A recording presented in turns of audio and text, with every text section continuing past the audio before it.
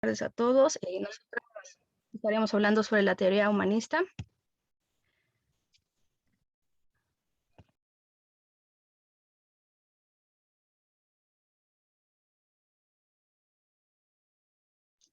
Bueno, yo les voy a explicar la psicología humanista. Bueno, ahí nace oficialmente en USA en 1962, cuando un grupo de psicólogos y pensadores progresistas de la época declara su voluntad de desarrollar un enfoque nuevo que trascendiera los determinismos y la fragmentación de los modelos vigentes del psicoanálisis y de conductismo.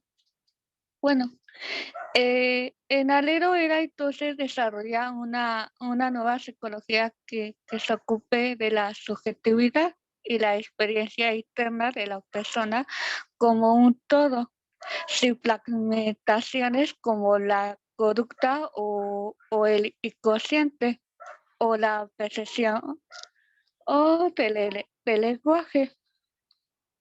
Bueno, ¿a qué me refiero con esto? Que ellos contemplan a la persona como objeto luminoso de un estudio y asimismo desarrollar una nueva disciplina que investigue los fenómenos más positivos y sanos de la persona, bueno, en este caso el ser humano, como el amor, la creatividad, la comunicación, etcétera, para que ellos puedan tener como la capacidad de decidir, bueno, las personas, y tener un cambio terapéutico.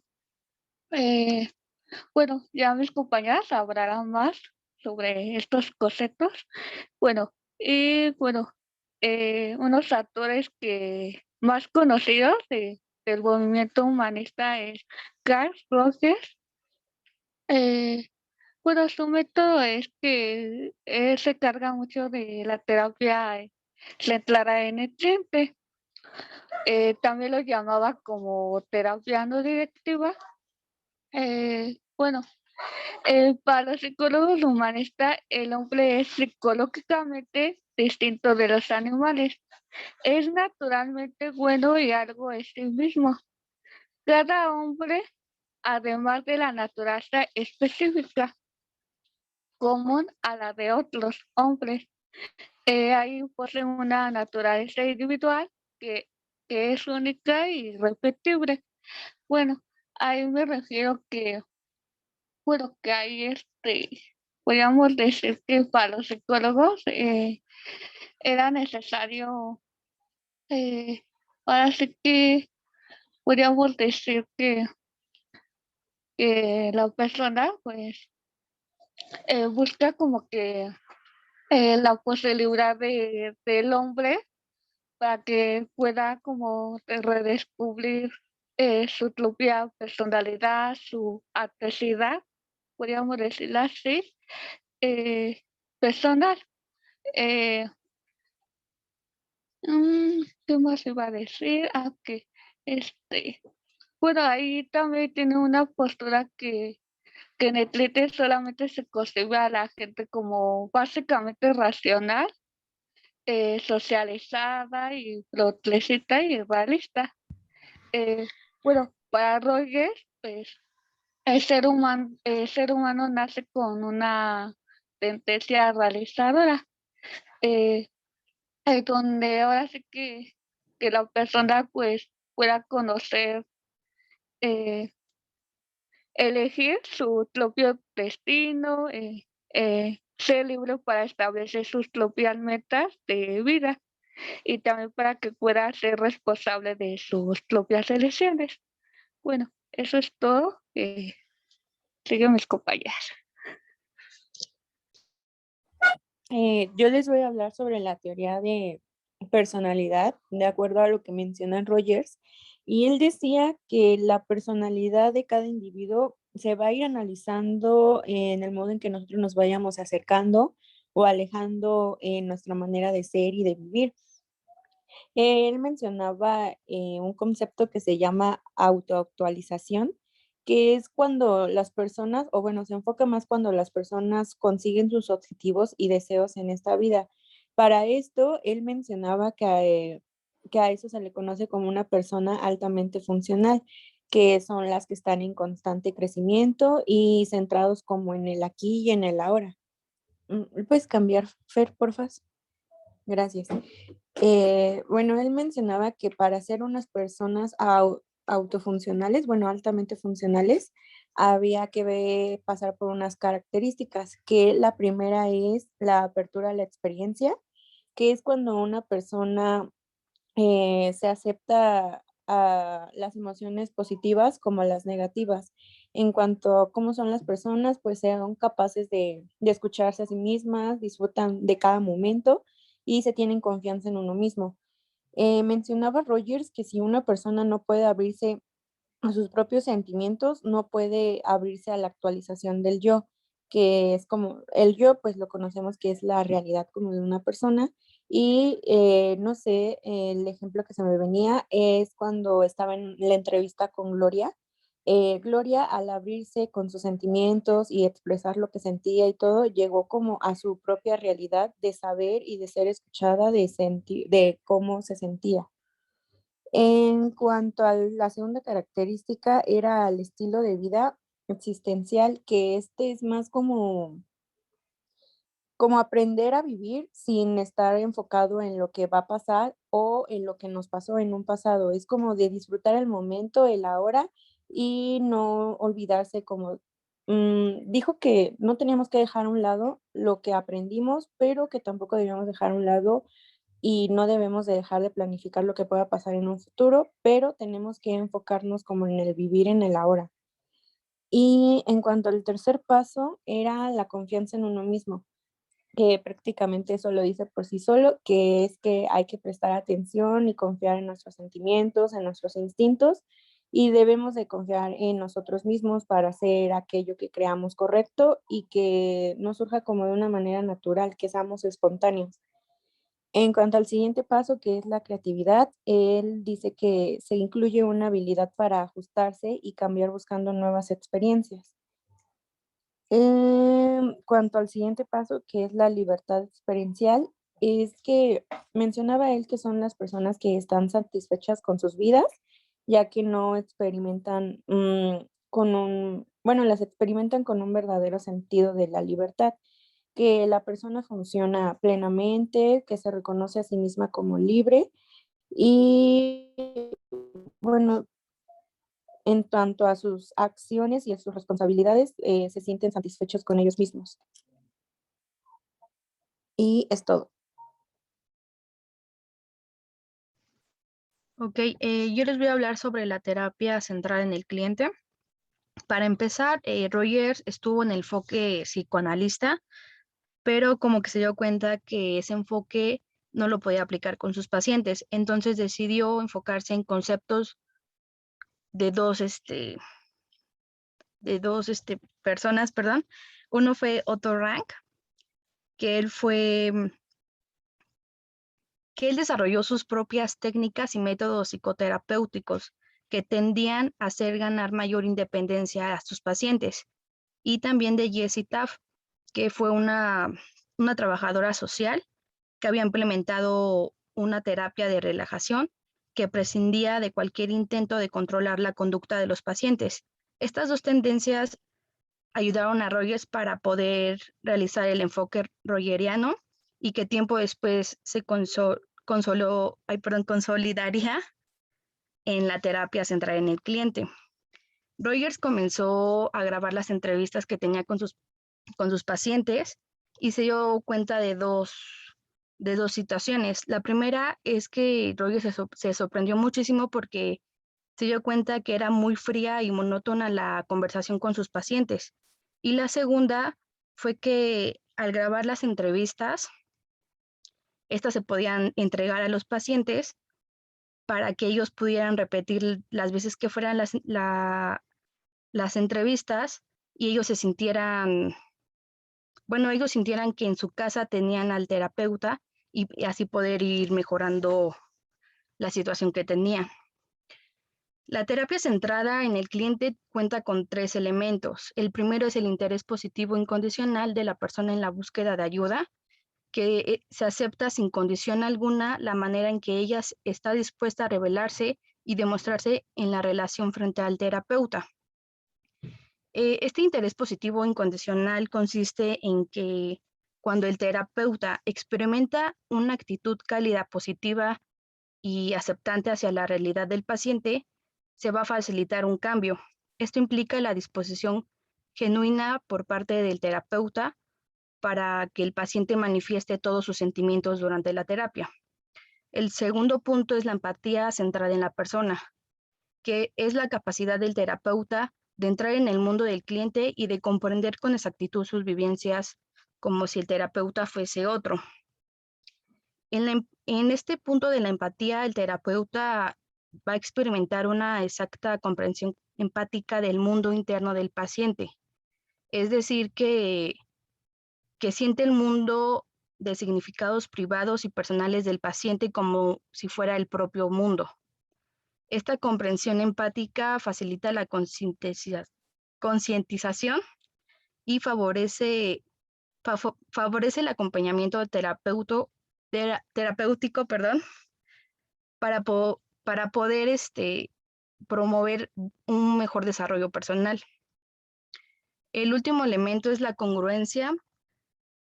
Aquí la autenticidad del terapeuta permite a menudo un diálogo sincero y constructivo directo entre el terapeuta y el cliente. El terapeuta sigue siendo un experto, pero él se comunica también como ser humano al servicio del cliente. Aquí es cuando el psicoterapeuta es el mismo y se presenta sin ninguna máscara. Va a favorecer el acompañamiento terapéutico y también va a mostrar los sentimientos que él vaya teniendo en ese momento. Rogers decía que es el trabajo del terapeuta. El trabajo del terapeuta será entonces proporcionar la congruencia a partir de experiencias que acontecen en un clima de confianza y de mutua comprensión, para que de esta manera el paciente estructure una nueva visión de sí mismo que lo conduce a la congruencia y a la salud.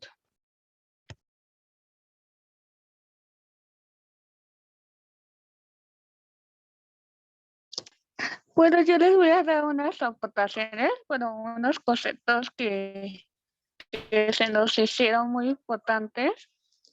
Pues como vemos, pues la teoría humanista,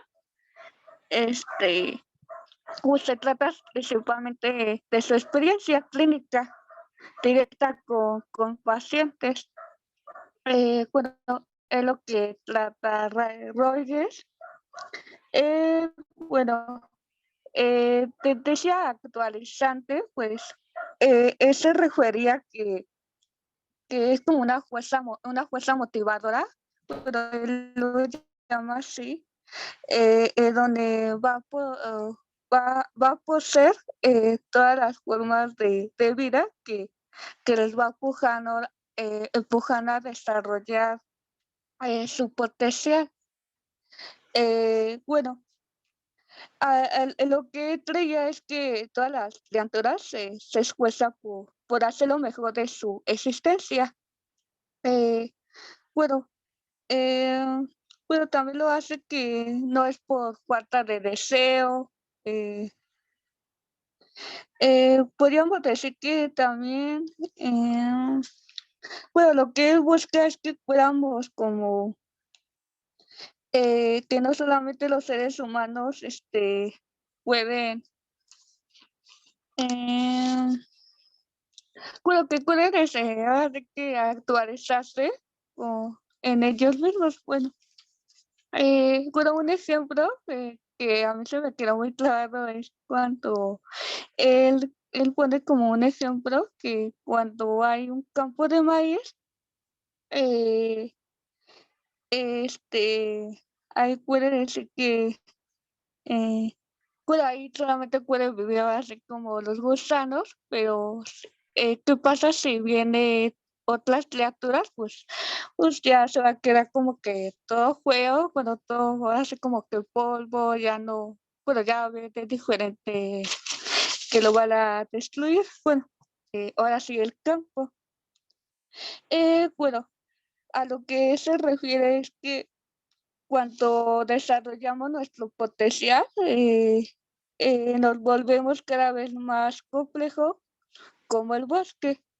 Eh, Aunque sean pequeños, grandes, desastres de la vida, eh, bueno, es lo que sugiere es que, bueno, ahí lo que viene es que la cultura tiene tanto como que convertirse en una fuerza, ¿no? Que a veces nos interfiere en la vida de las personas. Eh, ¿Qué más? Ah, sí.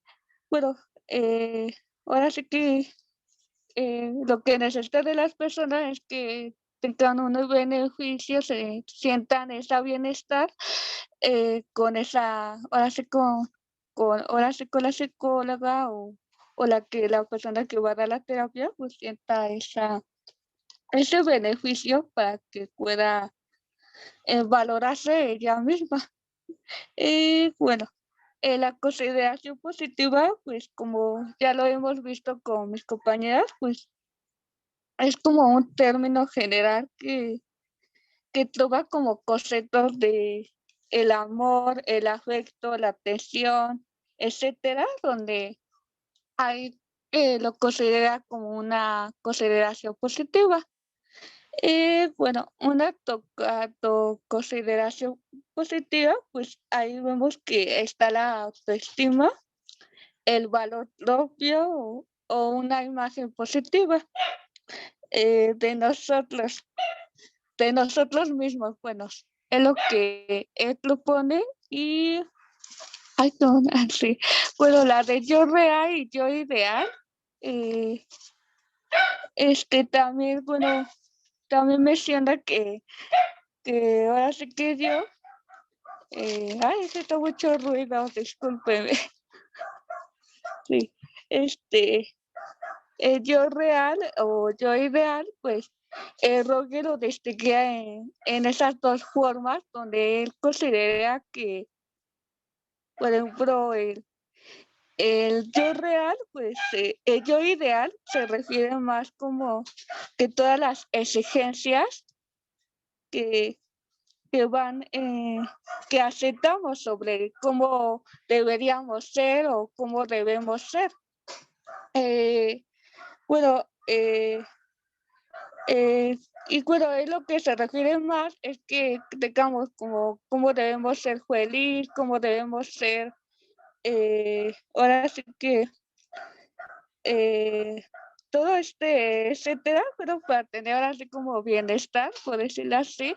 Y bueno, yo para terminar este mecanismo de defensa, pues él también lo menciona, pero él solamente menciona la negación y la distorsión perspectiva. Bueno, ya no me dio tiempo de hablar, ya se nos pasó el tiempo. Bueno, ¿puedes pasar a la siguiente, por favor? Ay, bueno, bueno, ahí como vemos, bueno, los que ya han visto el video, pues él tiene una entrevista con Gloria, pues él propone que antes de iniciar la sesión con Gloria, Oscar nos señala que durante sus años de experiencia terapéutica se ha podido dar cuenta de que si el ambiente es el adecuado, ahí podríamos decir que como el ser, pues una ayuda hacia el cliente. Bueno, como si se acuerda de las preguntas, pues que puede realmente ser real en la relación con su cliente. Puede encontrarse valorándose a este cliente sus sentimientos, sus creencias, será capaz terapeuta de entender el mundo interno de su cliente.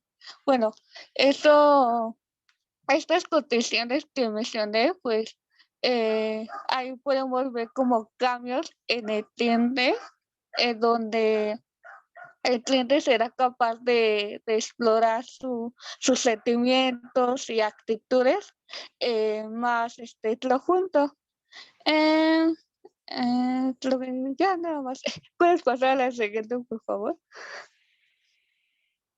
Con Sí, calma, bueno. Roger, que no importa si nos llevamos más clases, ¿eh? No te No, preocupes. sí, sí. Sí, es que la verdad sí tenía mucha información y ya no me dio tiempo de explicar más. No, con calma. Este, sí, sí. A diferencia bueno, como conclusión, pues podría decir que a diferencia de aquellas escuelas, el humanismo ve a la persona desde una visión holística y positiva, donde el centro de atención es la experiencia subjetiva de sujeto. Las personas son seres con un rol activo que tiene la capacidad de desarrollarse y dar forma a su mundo interno y externo. Bueno, como ya hemos visto, pues ahora sí como las características que mencionaban mis compañeras, pues es lo que nos va, ahora sí que va a tener como un rol que ellos puedan desarrollar y dar ahora sí que su ahora sí que formando o desarrollando su experiencia subjetiva. Bueno, es una de las figuras que se yergue como uno de los principales promotores del enfoque humanista en la psicología. Bueno, el enfoque que plantea que el hombre es un ser esencialmente bueno y que busca su felicidad y su autorrealización. Bueno, como ya hemos visto, pues lo que plantea es que el propio paciente, que dentro de un contexto de interferencia con el terapeuta, que pueda conocer mejor sus problemas, lo que le lastima, lo que le ayudaría a solucionar sus conflictos. Bueno, es lo que podemos concluir. Sí. Pero siguen mis compañeras de Maslow. Sí.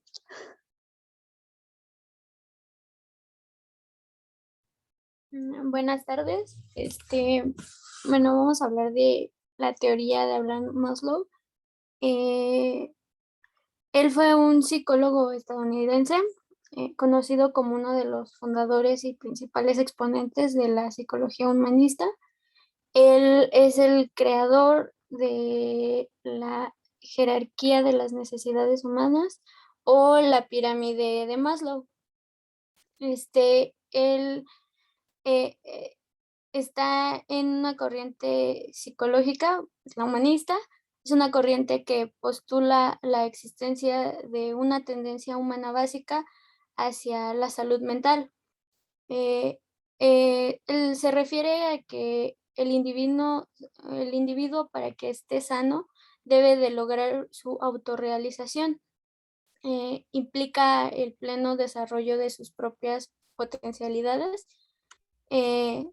Básicamente es que la persona se convierta en lo que realmente es. Maslow describe una serie de rasgos de las personas que las alcanzan. Él señala que mantiene una percepción más precisa de la realidad, no mantienen actitudes defensivas o artificiales, sino al contrario, son personas autónomas con una marcada inteligencia crítica y creativa. ¿Le puedes cambiar, porfis?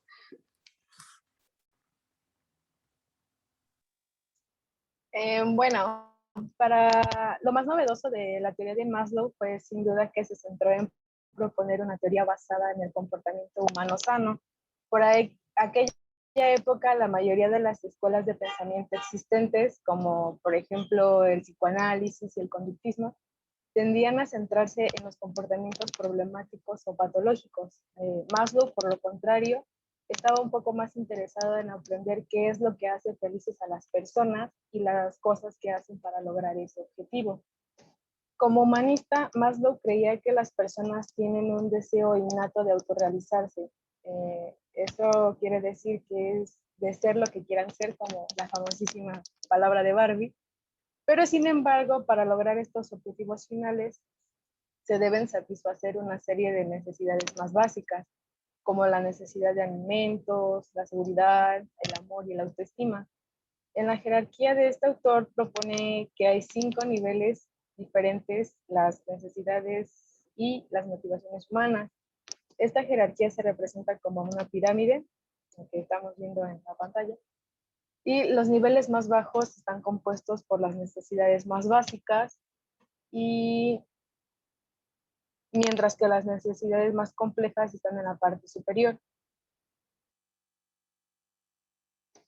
Se comienza pues de abajo hacia arriba, y la primera son las necesidades fisiológicas o básicas, que estos son requisitos físicos básicos que incluyen la necesidad de comida, agua, sueño y calor. Maslow también incluyó la reproducción sexual en este nivel de la jerarquía de las necesidades, ya que es esencial para la supervivencia y la propagación de la especie. Una vez que se han satisfecho estas necesidades del nivel inferior, las personas pueden pasar al siguiente nivel de necesidades, que son las de seguridad. A medida de que van avanzando, los requisitos comienzan a ser un poco más complejos. En este nivel, las necesidades de seguridad se vuelven más primarias. Las personas requieren control y orden en sus vidas. Por ejemplo, algunas de las necesidades básicas de seguridad incluyen la seguridad financiera, de bienestar, seguridad física, de ingresos, recursos. También se incluye la seguridad contra accidentes y lesiones, el encontrar trabajo, obtener seguro médico y atención médica, contribuir con un dinero en una cuenta de ahorro o mudarse a un vecindario más seguro. El tercer nivel son las necesidades sociales, que a medida de que las personas avanzan en la pirámide, las necesidades y motivaciones se vuelven cada vez más psicológicas y sociales. Pronto la necesidad del amor, la amistad e intimidad se vuelven importantes. Las necesidades sociales en esta jerarquía de Maslow incluyen cosas como el amor, la aceptación, la pertenencia. En este nivel, las necesidades de relaciones emocionales impulsan el comportamiento humano. Por ejemplo, algunas de las cosas que satisfacen esta necesidad incluyen amistades, relaciones románticas, familia y la pertenencia a grupos sociales, para evitar problemas como la soledad, la depresión y la ansiedad. Es importante que las personas se sientan amadas y aceptadas por otras personas, y las relaciones personales con amigos, familiares y parejas juegan aquí un papel muy importante, al igual que la participación en otros grupos, como puede ser incluirse en grupos religiosos, deportivos, clubes de lectura o actividades grupales.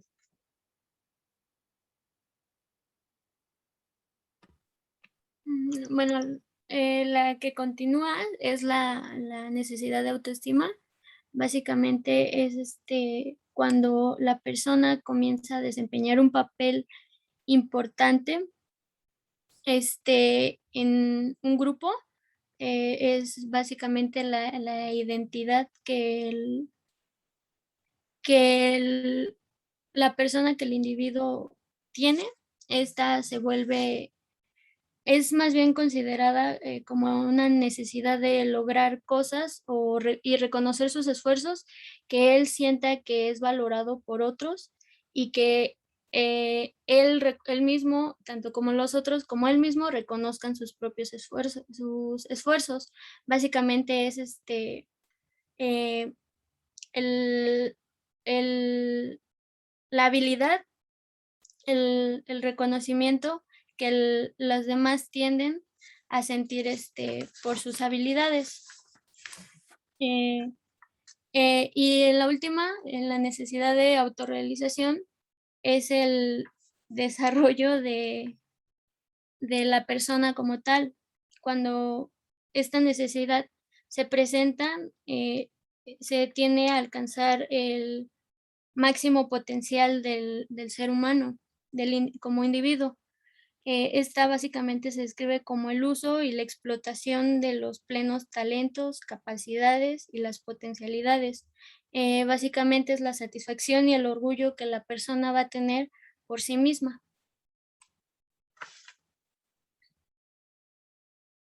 Y ahora sí, la siguiente, por favor.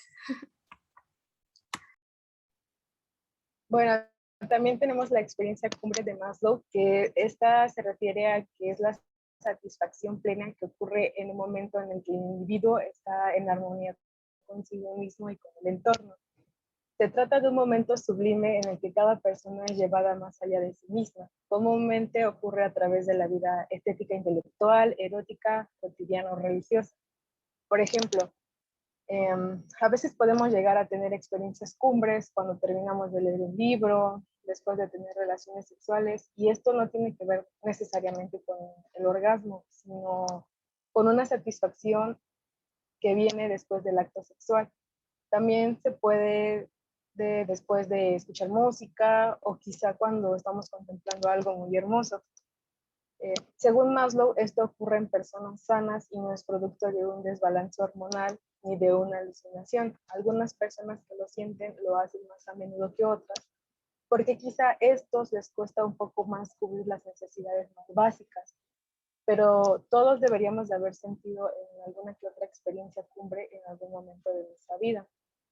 El filósofo Walter Pankler, conocido por su famoso experimento del Viernes Santo de 1962, donde reunió a un grupo de voluntarios religiosos en una capilla para que describieran sus supuestas experiencias religiosas, describió una lista de características básicas en una experiencia cumbre, basándose, por supuesto, en los trabajos de Maslow, que es la que tenemos aquí. La primera es de que tendremos un sentimiento de unidad, aquí nuestro ego desaparecerá, que sentiremos una fuerte emoción positiva, de inexistencia del espacio y del tiempo, el sentido de lo sagrado, esto se entiende más como una experiencia religiosa, que obtendremos percepciones paradójicas,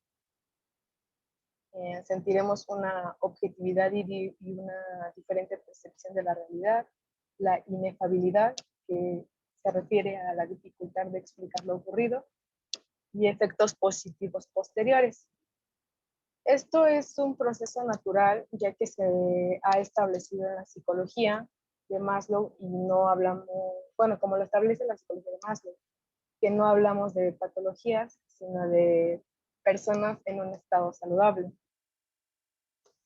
Y pues, como diría mi poderosísimo ex, muy bonito y todo, pero hasta aquí llegamos. Sería todo. Muchas gracias.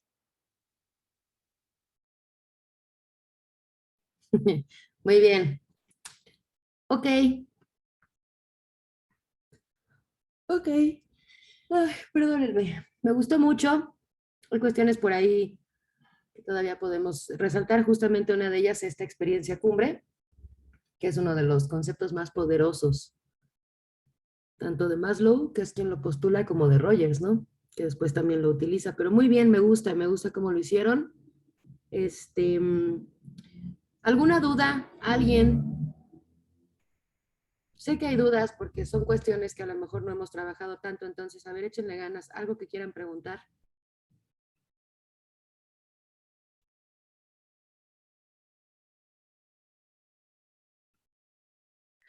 ¿Cómo quito la pantalla? Perdón. Por ahí dice dejar de compartir, ¿no? O sea, vete a la pantalla donde, de tu presentación y ahí va a decir dejar de compartir. Ándale, Ya, perdón. muy bien. Yo tengo como una duda con respecto a la empatía en la terapia humanista. O sea, si realmente es posible entender a la persona en su totalidad como lo establece la terapia y el principio. O sea, ¿realmente es eso posible? ¿Realmente es posible ponerme en los zapatos de la otra persona, hacerme creer que viví sus experiencias, hacerme creer que estoy viviendo su vida para poder entenderlo? ¿O eso funcionará como una interpretación para yo decirle o postular las cosas que yo creo que son mejores para él desde lo que yo creo que es él? A ver, muy bien, es una buena pregunta. Es más como a la empatía. La teoría humanista se centra como en tener esa empatía con el cliente, de decir, es que no es como tal que me ponga en tus zapatos o que yo haya tenido esa experiencia, es más bien como hacerle entender que es comprendido y que es escuchado para que él pueda expresarse libremente. Ujú.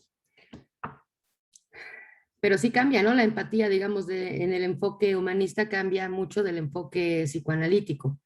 Entonces, acá la empatía va a ser la entrada hacia nosotros, como si ustedes fueran ya terapeutas y escogieran ser terapeutas humanistas, pues evidentemente van a tener que partir de ponerse en los zapatos, aunque sabemos que empatía no solo es ponerse en los zapatos, sino entender toda la relación de significados que comprende o que construye a la persona.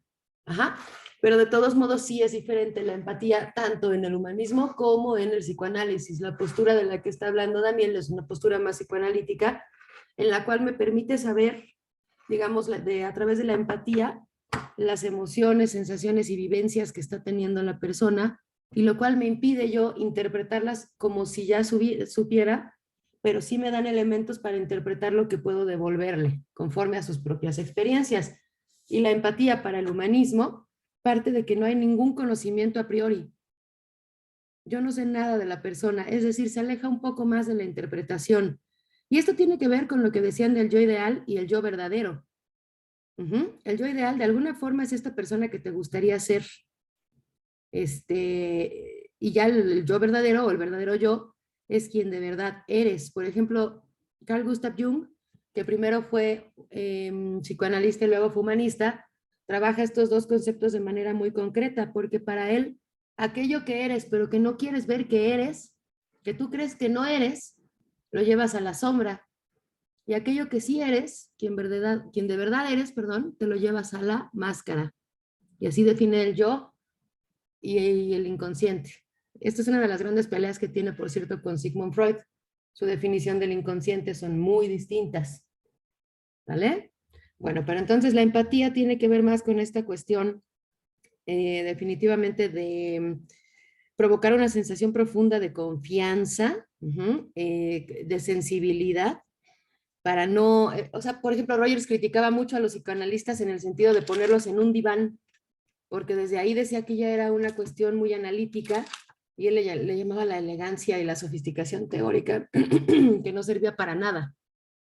Sofisticación teórica, que no servía para nada y que teníamos que fomentar, pues, buena convivencia con nuestros pacientes y en general en toda la sociedad, para que esto fuera una base sólida. Acá donde lo estoy viendo dice, se los va a pasar, está bueno. Dice así, por lo que sabemos de ella, la empatía como fundamento del humanismo y del sentido común es la sensación profunda y la sensibilidad que se debe fomentar para entrenar y fortalecer la buena convivencia en sociedad, que forma una base sólida para aprender con éxito.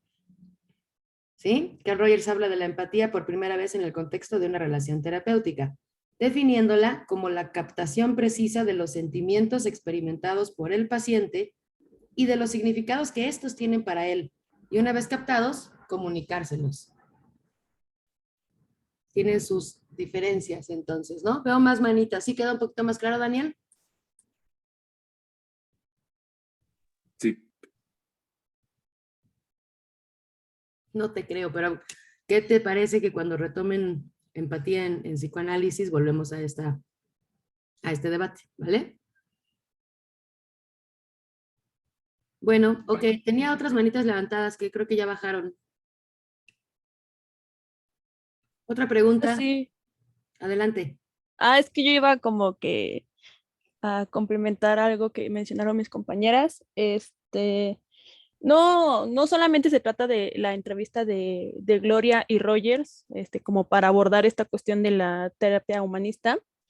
No recuerdo el nombre del libro, de hecho apenas lo leí porque pues lo pidieron en otra materia, pero me llamó mucho la atención ese texto que nos dejó leer la maestra porque hablaba de los últimos puntos que mencionaba Arlette sobre esta cuestión de como definirlo como de positivismo, porque mencionaba en esta entrevista que era la sesión número 35 la que acudía esta señora, creo que se llama Ocre, algo así, Y ella hablaba de esta cuestión de fluir de los sentimientos y demás, y en este caso que está retomando Daniel la cuestión de la empatía, ya lo explicaste muy bien, profa, pues esa parte, o sea, menciona la entrevista de Rogers que le va haciendo y le da esta pauta de poder desahogarse a la persona. En este caso, por ejemplo, de crisis, que llegue una persona que fue violentada, una mujer en este caso que fue violentada y que llegue a acudir a nosotros como terapeutas enfocándonos en el humanismo, pues le estamos dando esa parte de que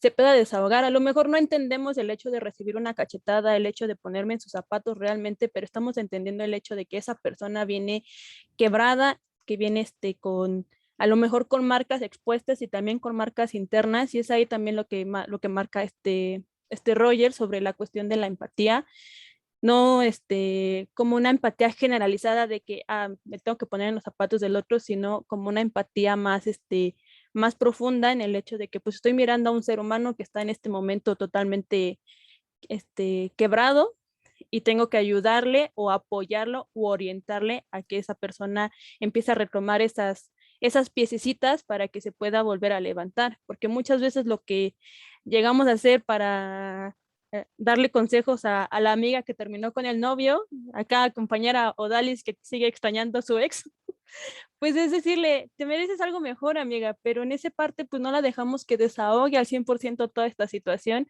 y ya como terapeutas humanistas pues damos esta parte de que la persona lo haga, que saque los sentimientos que muchas veces no sacamos por el temor a pensar qué es lo que van a pensar los demás de nosotros. Entonces solamente quería complementar esto de mis compañeras, y ya. Oye, pero yo ya no extraño a mi ex. Hazte mensa. Juro que ya no lo extraño. Ya va. Te creo, sí te creo. Yo te creo. Pero bueno, a ver, por ejemplo, ¿hablas de cuál libro de Roger? ¿Será el del proceso de convertirse en persona? Creo que sí, es que nos lo mandó la profa de primeros auxilios psicológicos y nos lo mandó ayer en la noche. Entonces no, me grabé, bueno, leí lo que nos puso, pero no me acuerdo del nombre del título, del nombre del libro, perdón. Yo creo que es porque además es una de las primeras obras, esta se escribe en 1956, y es de las primeras obras en las que trabaja todos estos conceptos Rogers. Sí, es ese del proceso de volverse convertirse en persona. En persona, sí.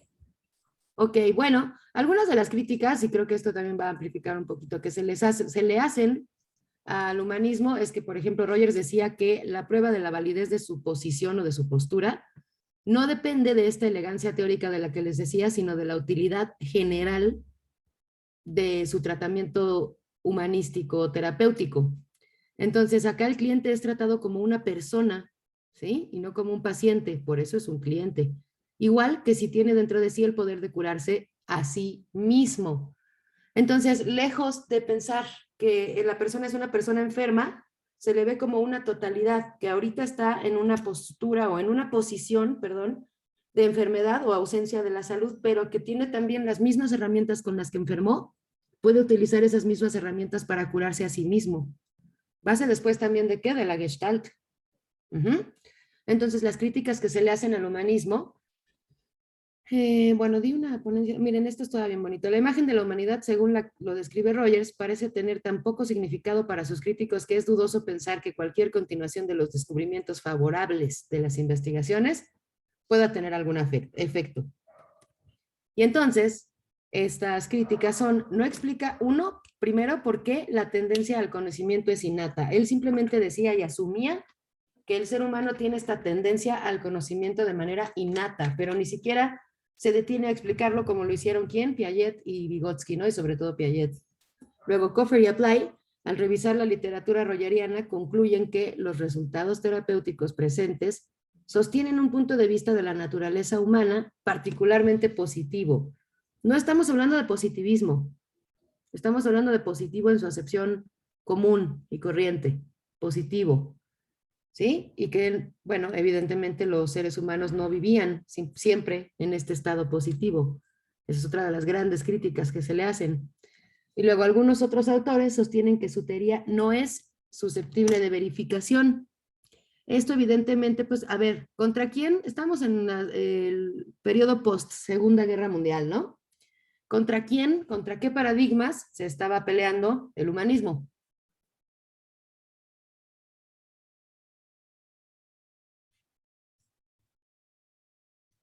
¿Conductismo? Ujú. ¿Y cuál otro? Psicoanálisis. Exactamente.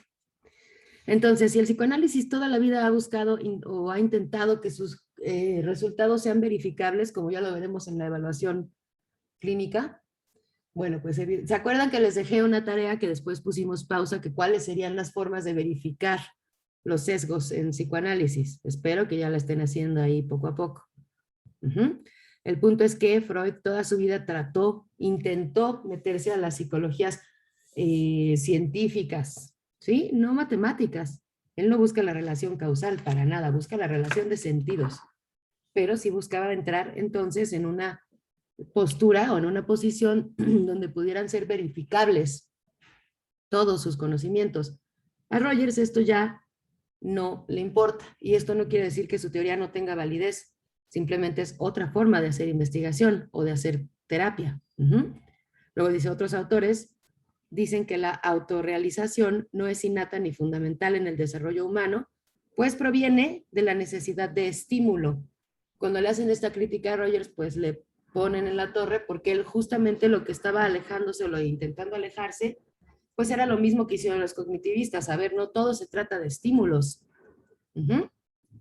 Bueno, ya no da mucho tiempo de ahondar en ello, pero creo que más o menos también conociendo las críticas que se le hacen a los diversos paradigmas, podemos entender cómo fue avanzando el propio paradigma que estamos analizando.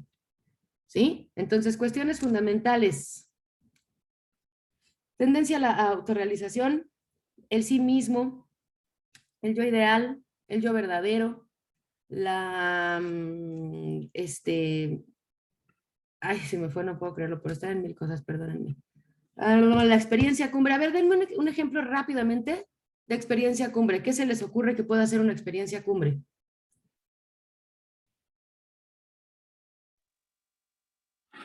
Obtuve mi título, digámoslo así. ¿Cuál? Obtuviste tu título universitario, te titulaste, sería una experiencia cumbre. Ya, qué chistoso, porque es una confusión muy, muy buena, Daniel. Podría ser, ¿no? Pero no, porque una experiencia cumbre es, por ejemplo, cuando después de haber obtenido tu título universitario, te vas de fiesta y te vas a acampar con tus amigas y están en la montaña y de pronto pasa una brisa de aire por tu cabeza y te hace sentir el ser más único y espectacular, porque por supuesto vas motivado porque obtuviste tu título, pero el momento en el que tú estás sintiendo el aire en tu cabello, así en tu cabeza, y que te está conectando con la humanidad y que te sientes que vales y que eres bien importante en este mundo, que eres único y especial, acuérdense que eso es muy importante en el humanismo. Entonces, en ese momento se da la experiencia cumbre. Es decir, entramos en otros estados de conciencia. Por supuesto, como dice Aileen, podría tratarse también de un trip. Claro, si entramos con hongos, me van a hacer las clásicas preguntas, maestra, ¿con la marihuana también? No, con la marihuana no hay tantos estados de conciencia, muchachos. No perdemos el estado de conciencia normal, ¿no? Hablamos, ándale, de LSD, hablamos de otras drogas fuertes que sí, evidentemente, cambia el estado de la cocaína, pero ni de broma, ¿no? Ese nada más te altera los sentidos. ¿Sí me explico? No hay cambios de conciencia. Pero esto también se puede hacer mediante la meditación y también puede devenir por sí mismo, estando en sobriedad. También pueden devenir estas experiencias cumbres. De hecho, son mucho más valiosas cuando están en sobriedad, no porque las otras no valgan la pena de vivir y sean divertidas y emocionantes, pero simplemente cuando estás en sobriedad son altamente significativas. ¿Sí? Bueno, entonces quiero que para mañana, no es cierto, el lunes, se traigan algunos ejemplos de experiencia cumbre. Desarrollen un poquito más esto, expliquen un poquito más esto. Y no sé si van a haber otras experiencias cumbres, otras exposiciones de humanismo o le van a dejar por acá.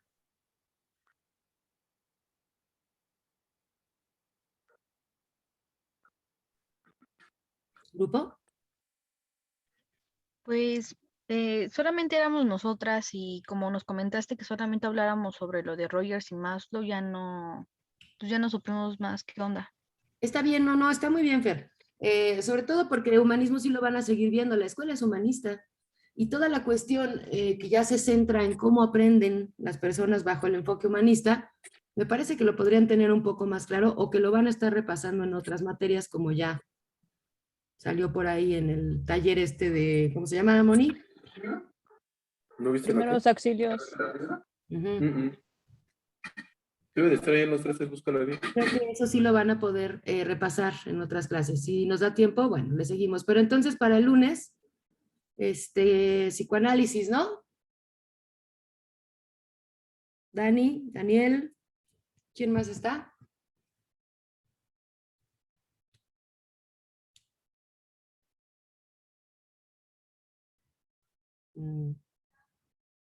Bueno, vámonos, yo creo que ya se quieren ir a descansar, diviértanse, yo me pongo de acuerdo con los de psicoanálisis.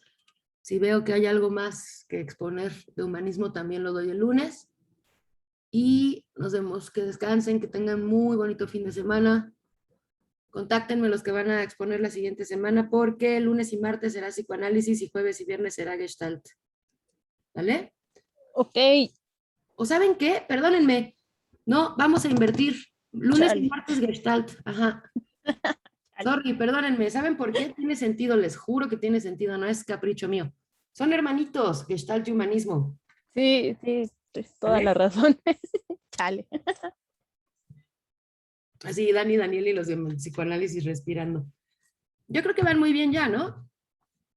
Ya están haciendo buena búsqueda y son un montón en Gestalt, entonces nos vemos el lunes para empezar ya de una vez el tema, ¿sale? Okidoki. Ah, oigan, espérenme, voy a tener esto rápido.